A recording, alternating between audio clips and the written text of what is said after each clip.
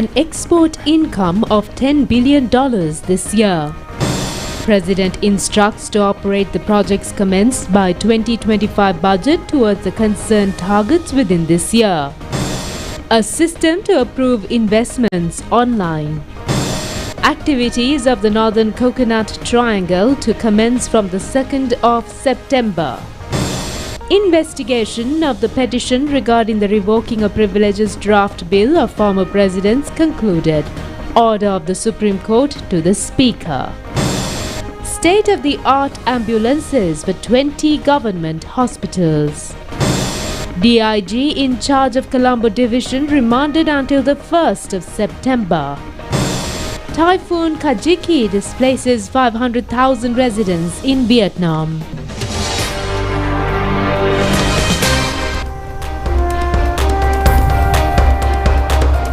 And now for those stories and other news items in detail, starting off with local news. The Export Development Board points out that Sri Lanka's export sector has demonstrated remarkable resilience and steady momentum during the first 7 months of this year. Sri Lanka's total exports reached nearly $10 billion, marking a 7.79% growth compared to the corresponding period in 2024. In July 2025 alone, total exports comprising of both merchandise and services reached $1,641.11 million, recording an impressive 12.68% growth compared to the same period last year. This performance highlights the strength of Sri Lanka's export sector and the effectiveness of strategies implemented to broaden market access and enhance global competitiveness. In July this year alone, merchandise exports grew by 15.37% year-on-year, reaching $1,304 million, according to provincial data of Sri Lanka Customs, including the estimates for gems and jewellery and petroleum products. The EDB points out that for the period of January to July 2025, merchandise exports totaled $7.799 billion, reflecting 7.22% increase compared to the same period last year. Meanwhile, services exports have emerged as a key driver of overall export growth. In July 2025, earnings from services exports are estimated to be $337.11 million. Over the first 7 months of the year, services exports are estimated to have increased by 9.86%, totaling $2,192.71 million. This trend highlights the rising importance of Sri Lanka's knowledge-based economy and its growing contribution to national export earnings. Now, a digital system to forward applications for investment projects online to the Investment Board was introduced today with the participation of the Secretary to the Ministry of Finance, Dr. Harshana Surya Perumal. It has been termed as a digital access to the Investment Board. The system has been implemented as a digital platform created in order to streamline the investment application process. Through this, investors will be able to forward their project applications online. At the same time, the investors have been provided with an opportunity to communicate conveniently with the Investment Board.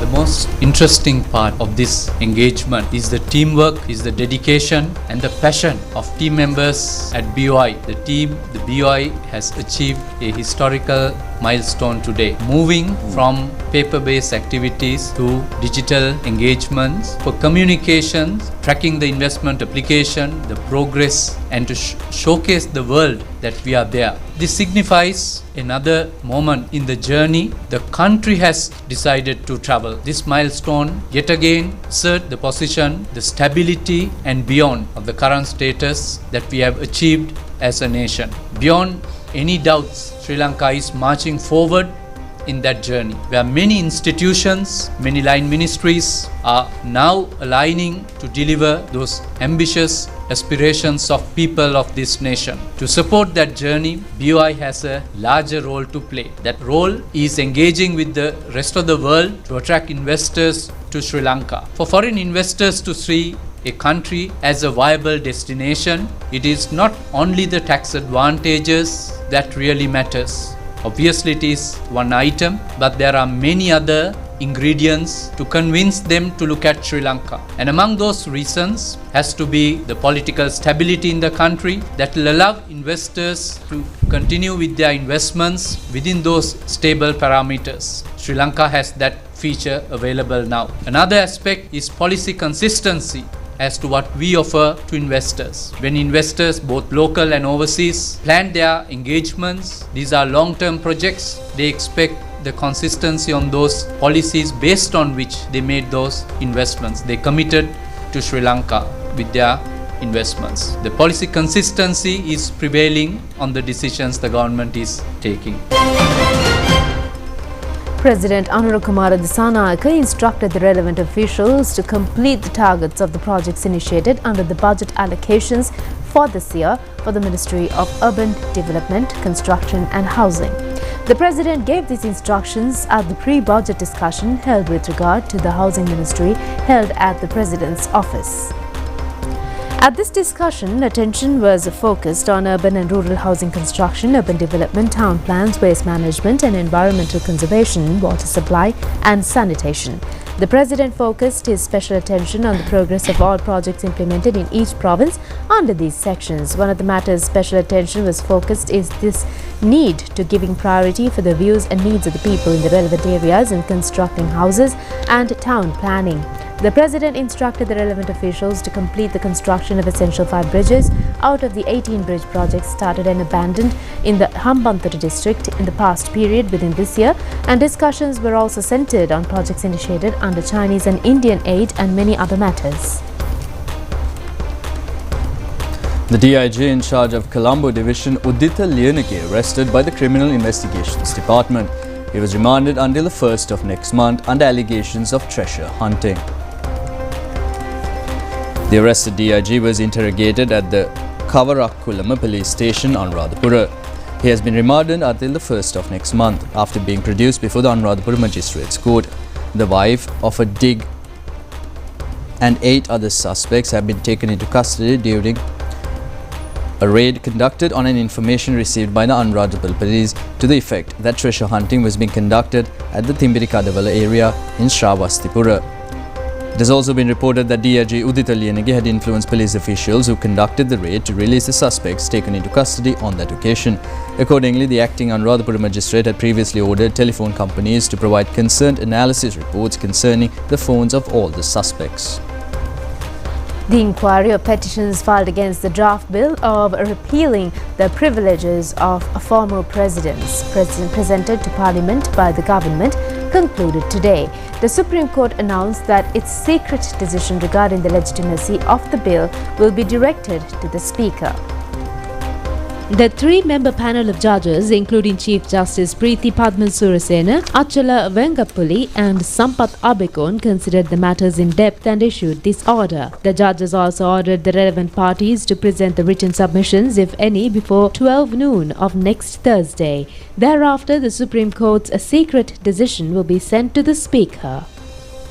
The Colombo Permanent Trial at Bar today ordered that the petitions requesting bail for imprisoned former ministers Mahindananda Alutkamage and Nalin Fernando be taken up for further clarification on the 23rd of September. The two, who are currently serving rigorous imprisonment after being convicted in the Carrom Board case, have filed petitions requesting bail pending the outcome of their appeals. Former State Minister Diana Gamage, who was under arrest warrant today, surrendered to the courts through her attorneys. Then the Colombo Magistrate Courts ordered to release her on a personal bail worth 10 million rupees. 7 cases have been filed against Diana Gamage under the charges, including staying in Sri Lanka without valid visa.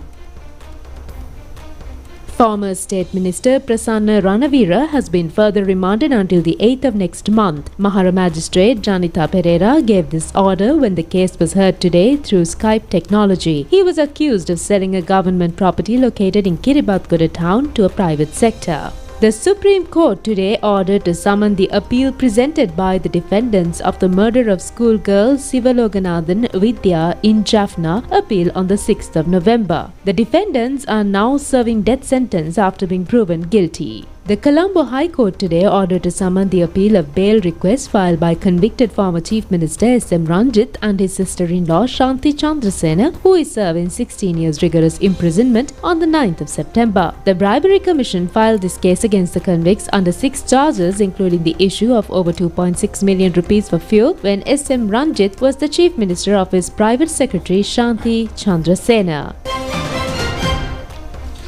Professor Vasanta Athukorala of the University of Peradeniya, in an exclusive interview with the national television, emphasized the risk factors the economy should overcome, along with the positive feedback of the IMF.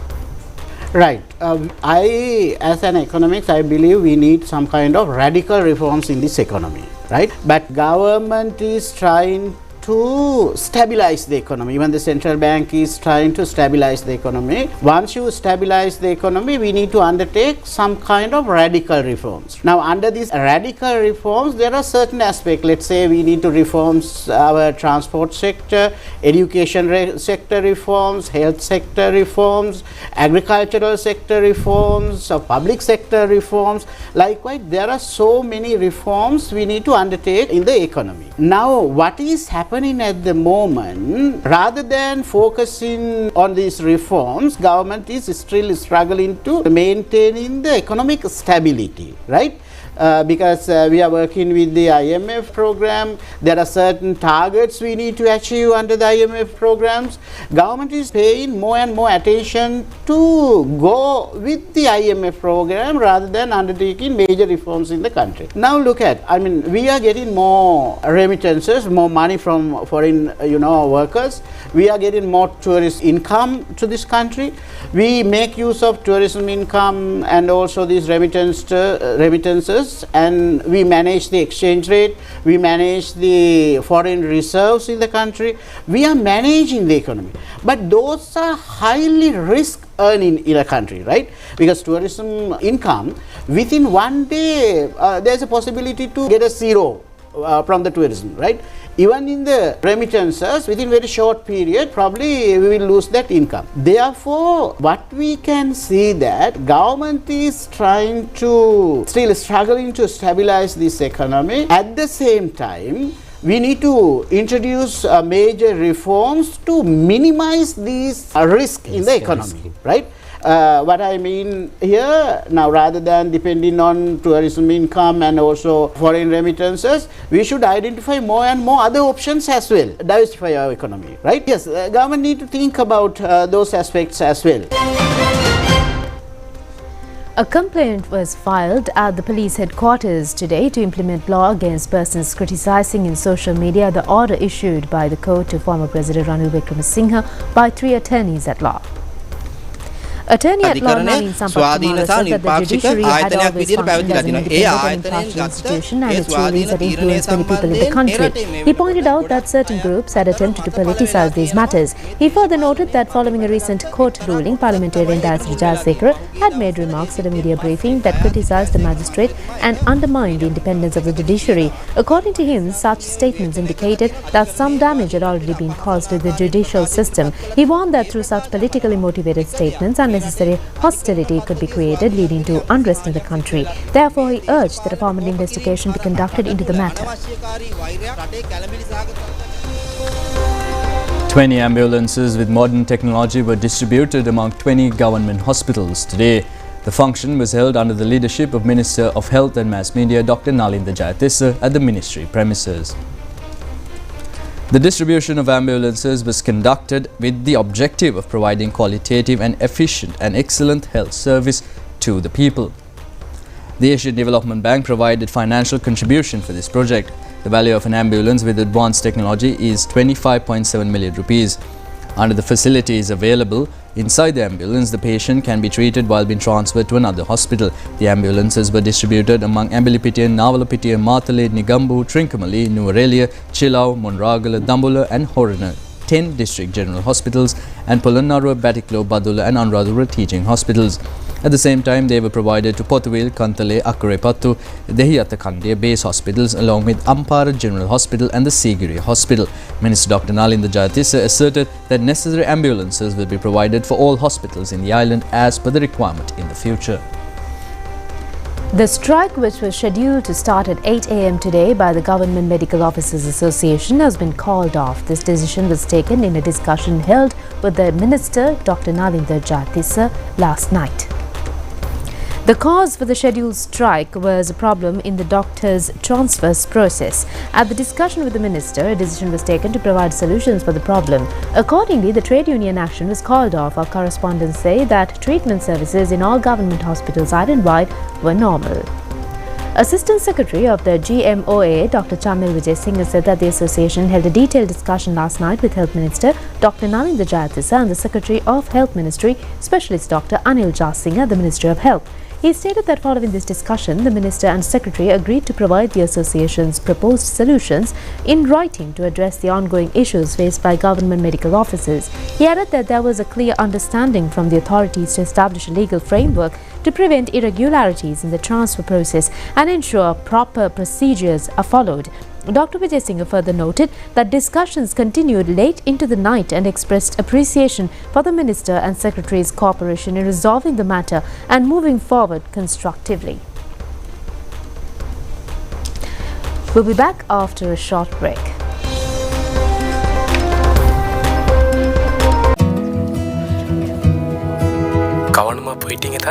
குழந்தைய பார்க்குற வேலைன்னு சொன்னாலும் 7-8 குடும்பங்களோட எல்லா வேலையும் நான் செய்ய வேண்டியிருக்கு. நாங்க ஏமாந்துட்டோம். நினைச்சதை விட இங்க வேலை கஷ்டமா இருக்கு. மகன் என்ன தேடுறானா? அம்மா நல்லா இருக்கேன் தானே? எனக்கு இந்த மாசம் சம்பளம் கூட தரல. நான் அதை கேட்ட நேரம் என்ன ரொம்ப மோசமா அடிச்சாங்க. கொஞ்சம் அந்த ஏஜென்சிக்கு கதைச்சு பாக்குறீங்களா? அது ஒரு போலி ஏஜென்சி வசந்தி. அது இப்போ அந்த இடத்துலயே இல்ல. எங்களை கூட்டிட்டு போன விமல் அண்ணாவும் இல்ல. இதுக்கு மேல என்னால சத்தியமா தாங்கிக்க முடியல. எனக்கு உங்ககிட்ட திரும்ப வரணும். இத நாங்க யாருக்கிட்ட சொல்லலாம்? மனித விற்பனையில் ஈடுபடுதல், அதனை ஆதரித்தல் பாரிய குற்றமாகும். பாதுகாப்பான ஒரு தேசத்திற்காக விழிப்புடன் நாம். நீங்கள்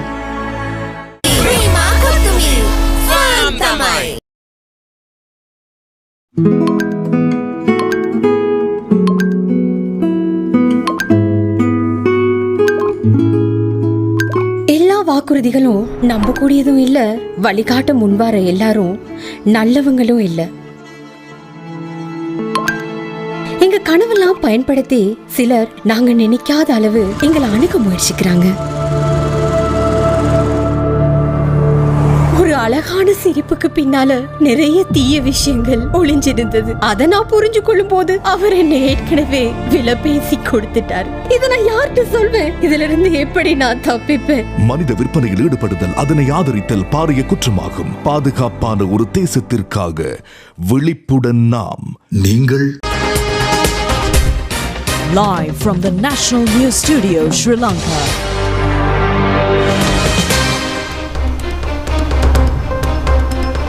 Welcome back. Continuing with more local news, Minister Bimal Ratnayake says that 7 billion rupees have been allocated for road development in the northern province. He revealed this fact at a discussion held in the Bawunia District Secretariat yesterday. They focused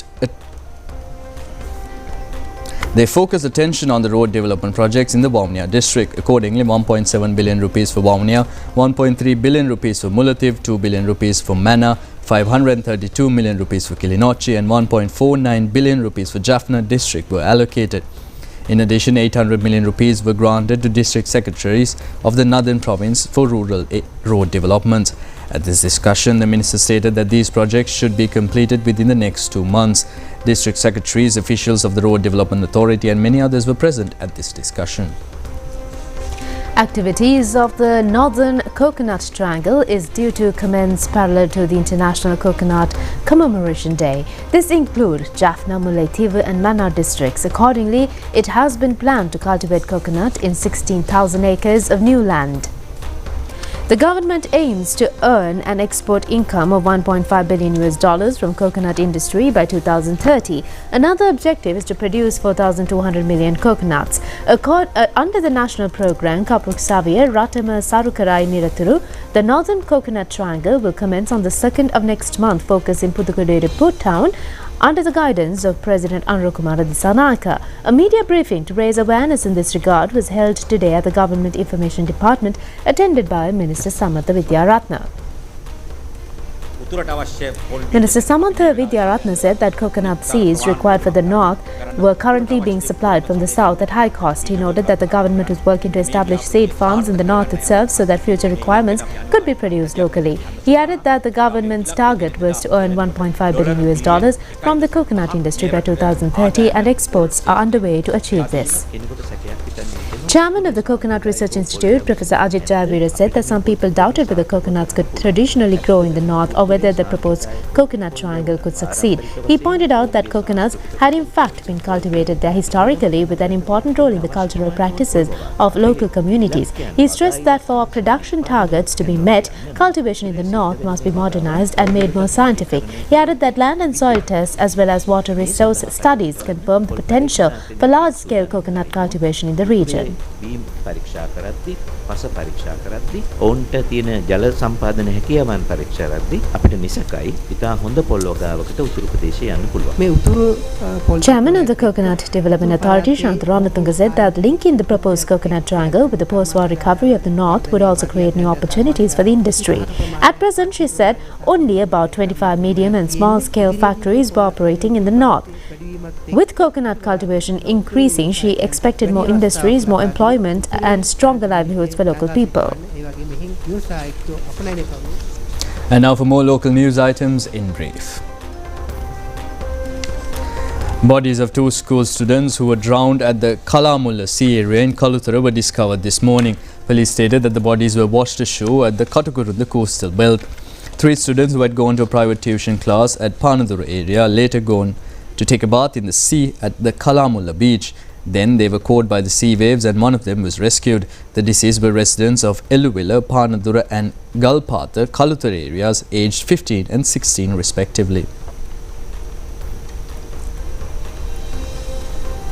A hoot-out occurred early this morning at a lodge in Kittampahua at Wellampitiya. No one was killed in the incident.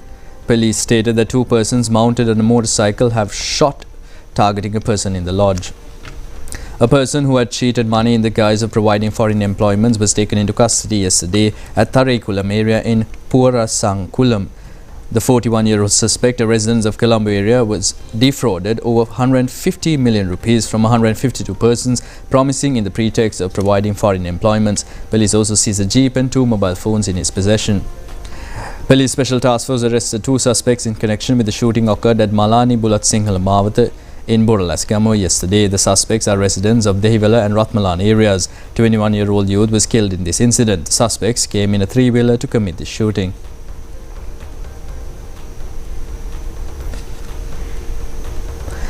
Ninna, the 2025 All-Ireland Media Competition of the Colombo DSN Nanai College was held recently under the patronage of Director General of the Sri Lanka Rupavahini Corporation, Manoja Nadishana Amarasinghe.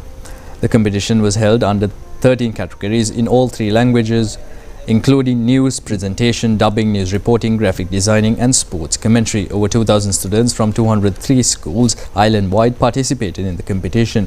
Vice Principal of the school, Sunetra Vikramasinghe, staff members and a large crowd were present at this occasion.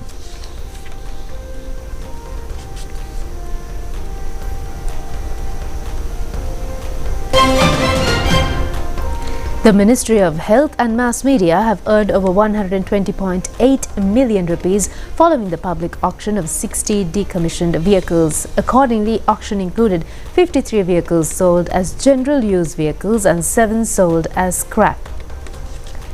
Prior to the auction, the scrapped vehicles were deregistered. The auction fleet consisted of cars, 3-wheelers and motorcycles. The ministry says the revenue earned by the auction was credited to the government income. The ministry said that plans to auction 18 more diesel vehicles, petrol vehicles with engine capacities exceeding 1,800 cc and diesel vehicles over 2,300 cc once approval is granted by the Controller General of the Ministry of Finance.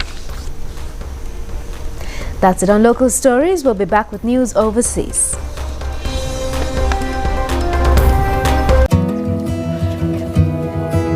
கவனமா போயிட்டீங்க தானே? குழந்தைய பார்க்குற வேலைன்னு சொன்னாலும் 7-8 குடும்பங்களோட எல்லா வேலையும் நான் செய்ய வேண்டியிருக்கு. நாங்க ஏமாந்துட்டோம். நினைச்சதை விட இங்க வேலை கஷ்டமா இருக்கு. மகன் என்ன தேடுறானா? அம்மா நல்லா இருக்கேன் தானே? எனக்கு இந்த மாசம் சம்பளம் கூட தரல. நான் அதை கேட்ட நேரம் என்ன ரொம்ப மோசமா அடிச்சாங்க. கொஞ்சம் அந்த ஏஜென்சிக்கு கதைச்சு பாக்குறீங்களா?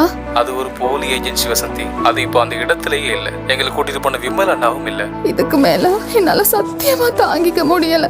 எனக்கு உங்ககிட்ட திரும்ப வரணும். இத நாங்க யாருக்கிட்ட சொல்லலாம்? மனித விற்பனையில் ஈடுபடுதல், அதனை ஆதரித்தல் பாரிய குற்றமாகும். பாதுகாப்பான ஒரு தேசத்திற்காக விழிப்புடன் நாம். நீங்கள்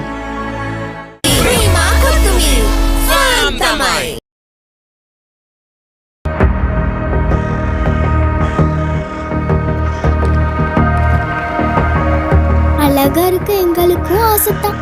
ஆனா எங்களுக்கும் யாராவது இருந்திருந்தா. என் வயசு பிள்ளைங்க பாடசாலைக்கு போய் படிக்க இல்ல, கடையில கஷ்டப்பட்டு வேலை செய்ய வேண்டியிருக்கு. நானும் ஒரு சின்ன பிள்ளை.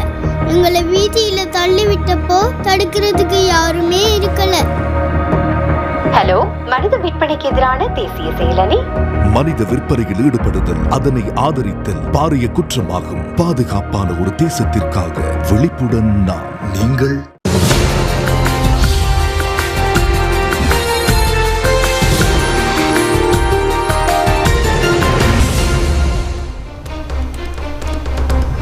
Welcome back. We move on to news overseas now. Typhoon Kajiki has battered Vietnam's central coast, toppling trees, flooding homes and forcing tens of thousands of people to evacuate. The storm made landfall with winds of up to 133 kilometers per hour. State media reports that power cuts damaged roofs and fishing farms washed away due to strong winds and flash floods. About 30,000 people have been evacuated, while more than 16,000 soldiers were deployed for rescue and relief.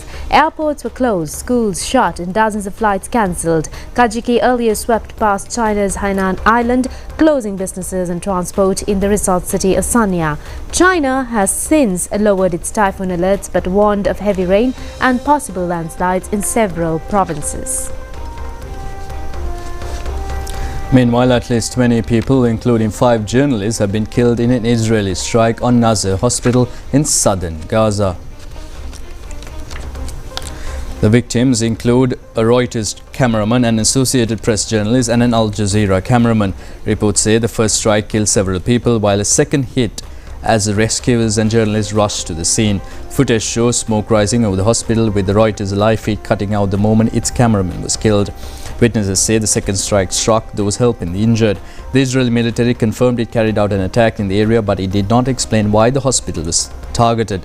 It says it regrets harm to civilians and does not target journalists and has ordered an initial inquiry. The Committee to Protect Journalists says more than 190 journalists have been killed during this war.